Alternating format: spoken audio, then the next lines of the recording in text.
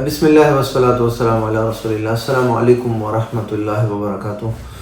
आज मैं आपको हैदराबाद की बड़ी खूबसूरत अपडेट देने जा रहा हूँ कि यहाँ पे जो अक्सर लोग पूछते हैं भाई रेंटल इनकम क्या है अगर हम हैदराबाद में इन्वेस्टमेंट कर रहे हैं 3 मरला में, 5 मरला में, 10 मरला कनाल में, तो हमें रेंटल इनकम क्या मिलेगा उससे। तो मैं कोशिश करूँगा हैदराबाद में जो साइज़ के अगर अवेलेबल है 3 मरला है, 5 मरला, 10 मरला, कुछ 14 के मरला के घर भी हैं और कनाल के घर, 2 कनाल के घर हैदराबाद में अवेलेबल हैं। और मैं कोशिश करूँगा कि वीडियो जितना मुझसे मुख्तसर हो सके सारे जितने भी साइज़ के घर हैं सबके अपडेट आपको दूँ और उनकी प्राइसेस क्या है, फिर उन घरों के रेंटल इनकम क्या है, मैं कोशिश करूँगा जितना मुझसे मुख्तसर हो सके। अच्छा, अगर आप Abdullah real estate YouTube channel पर नए हैं तो आपने बेल आइकन बटन दबाना है और सब्सक्राइब का जो बटन है वो भी दबाना है। तो वजह क्या है, ताकि आपको पेशावर में जितने भी प्रॉपर्टी है, ख़ासकर जो हमारे पेशावर के बड़े बड़े प्रोजेक्ट हैं उनकी अपडेट आपको बर वक्त मिल सके। तो स्पेशली हमारे जो पेशावर के बड़े बड़े प्रोजेक्ट हैं, इंशाल्लाह हैदराबाद है, रेगी मॉडल टाउन है, डीजे पेशावर है, उनकी मैं अलग वीडियो बनाऊंगा। तो उन वीडियो तक पहुंचने के लिए आपने यूट्यूब चैनल सब्सक्राइब करना है, ठीक है। मैं आ जाऊँगा हैदराबाद में सबसे छोटा घर जो आपको मिलेगा वो 3 मरले का घर मिलेगा। उसमें जो बड़ी कम से कम जो आपकी इन्वेस्टमेंट होगी वो 1,50,00,000, 1,60,00,000, 1,70,00,000 ये स्टार्टिंग प्राइस है 3 मरला की, ठीक है। मिसाल के तौर पर आपने एक घर ले लिया 3 मरले का 150, 1,50,00,000, 60,00,000, 70,00,000 तक, ठीक है, 1,50 से 1,70,00,000, 80 तक।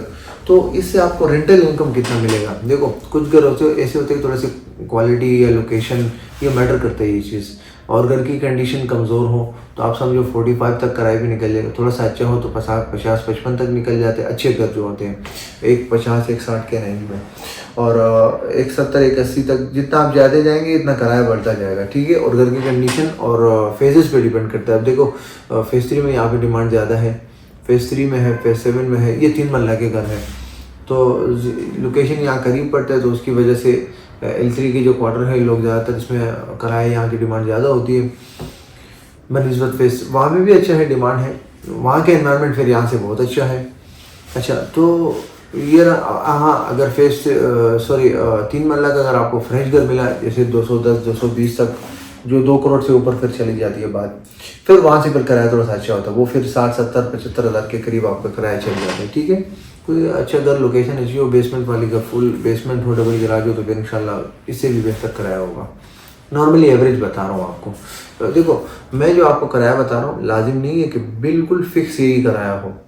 मिसाल के तौर पर एक घर है, 2 फ्रेश घर हैं, एक घर हमने 70 का दिया होता है, दूसरा 75 का, तो यहाँ पे आपने माइंड करने की कोई बात नहीं है। बाज़ औक़ात इस तरह होते हैं कि हमें अच्छे किराएदार मिलते हैं जो घर का बहुत ही ज़्यादा ख्याल रखते हैं, तो उसकी वजह से अगर घर का किराया 80 बनता है तो हम उनको 75 का दे देते, 75 के बजाय हम 70 का दे देते। वजह क्या है कि वो घर का ख्याल रखते हैं, तो इस वजह से अच्छे लोगों को हम फिर 5-10 हज़ार रुपये किराया कम भी देते हैं।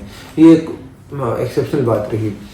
फिर आपने 5 मरला, अगर 5 मरला में इन्वेस्टमेंट करनी है तो देखो, 5 मरला के अगर आपको 230, 240, 250, 60 तक नॉर्मल अच्छे से घर आपको मिल जाते हैं, जो 5 से 6 कमरे होते हैं और 5 से 6 वाशरूम, डबल गेट हो या सिंगल हो, फिर यही चीज़ थोड़ी सी मैटर करती है। तो डबल पोर्शन है और डबल गेट है, बाहर जाने, ऊपर जाने का अलग रास्ता है और नीचे जाने का अलग रास्ता है, और अच्छी कंडीशन में घर है, 5 मरला है, 5 कमरे हैं, 6 कमरे हैं, ये चीज़ें थोड़ा सा मैटर करती है। आप नॉर्मली इन प्राइसेस के जो 2.5 करोड़ के करीब घर होते हैं, आप नॉर्मली 60-65 हज़ार किराया होता है। अच्छे घर हो, लोकेशन अच्छी हो और साफ़ सुथरा घर हो तो फिर 70-75 तक भी बात चली जाती है।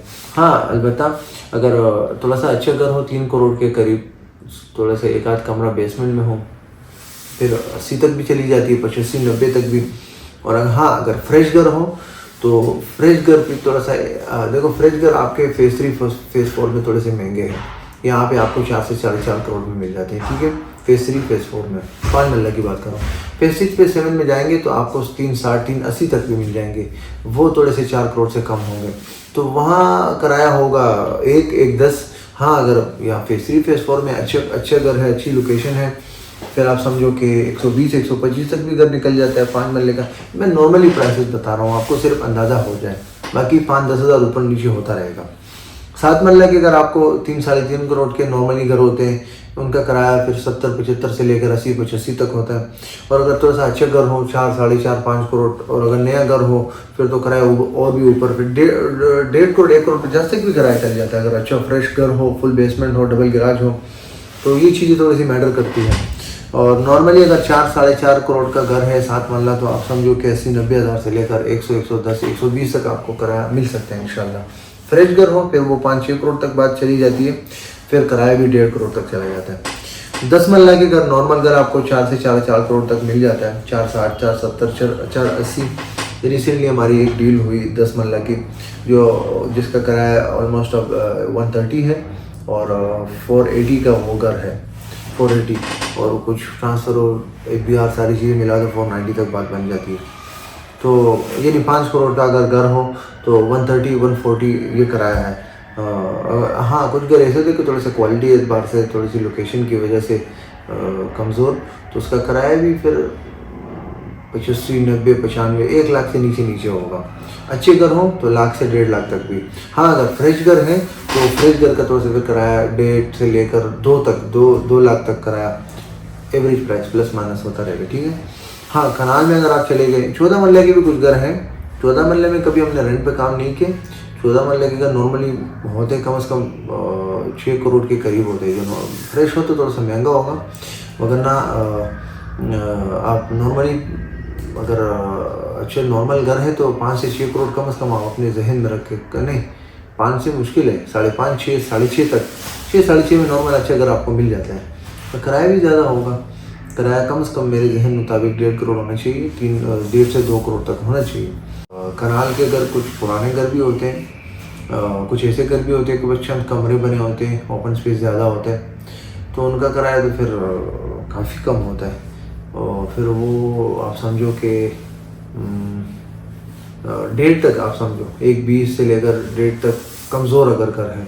थोड़ा सा नॉर्मल घर की मैं बात करूँ तो फिर 2-2.5 करोड़ तक नॉर्मल निकल जाता है। अच्छा घर हो, बेसमेंट हो उसमें, या फ्रेश हो, फिर बात 3-3.5-4 तक चली जाती है। नॉर्मली बता रहा हूँ, 2 कनाल के किराए भी फिर इनसे भी ज़्यादा हो जाते हैं। नॉर्मली अगर 2 कनाल के घर आपको मिल जाते हैं कम से कम 12-13 करोड़ से लेकर 15 करोड़, और अगर फ्रेश है तो फिर 17-18-20 करोड़ तक बात चली जाती है। 20 से कुछ कम 18 करोड़ के करीब आपको मिल जाता है इंशाल्लाह।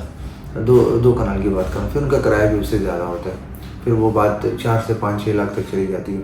चलो, ये रहा कुछ मुख्तसर हैदराबाद के हवाले से मुख्तलिफ साइज़ के घर, उनके प्राइसेस और उनका रेंटल इनकम। तो ये मुख्तसर अपडेट आज आपको देना था, ताकि आपको रियल स्टेट जो हैदराबाद की प्रॉपर्टी है उनकी रेंटल इनकम क्या है, ताकि अपडेट आपको मिल सके।